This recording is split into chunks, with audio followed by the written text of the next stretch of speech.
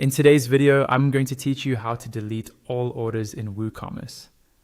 Before we jump into the actual steps, I want you to understand what we're doing here. Deleting orders in WooCommerce is permanent once they're removed from the trash, and it can affect your reports, customer history, and financial records. So only do this if you're absolutely sure you don't need these orders anymore.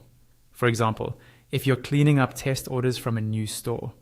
It's also a good idea to make a full backup of your site and database before proceeding, just in case you change your mind later. Let's start inside your WordPress admin dashboard. Go ahead and log in with your admin account. Once you're in, look at the menu on the left-hand side of the screen. This vertical menu is where all your main site options live. Find the WooCommerce option in that list. When you hover your mouse over WooCommerce, a small submenu will drop down. From that submenu, click on Orders. You'll now be taken to the WooCommerce Orders page. This is where all of your store's orders are listed in a table format, including order numbers, customer names, dates, statuses, and totals. At the top left of this table, just above the list of orders, you'll see a small checkbox.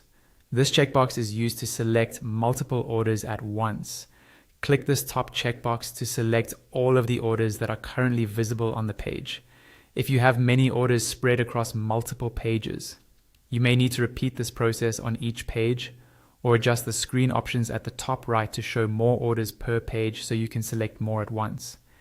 With the orders selected, look just above the table for a drop-down labeled Bulk Actions.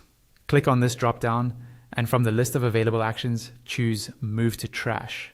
This tells WooCommerce that you want to send all selected orders to the trash rather than deleting them individually.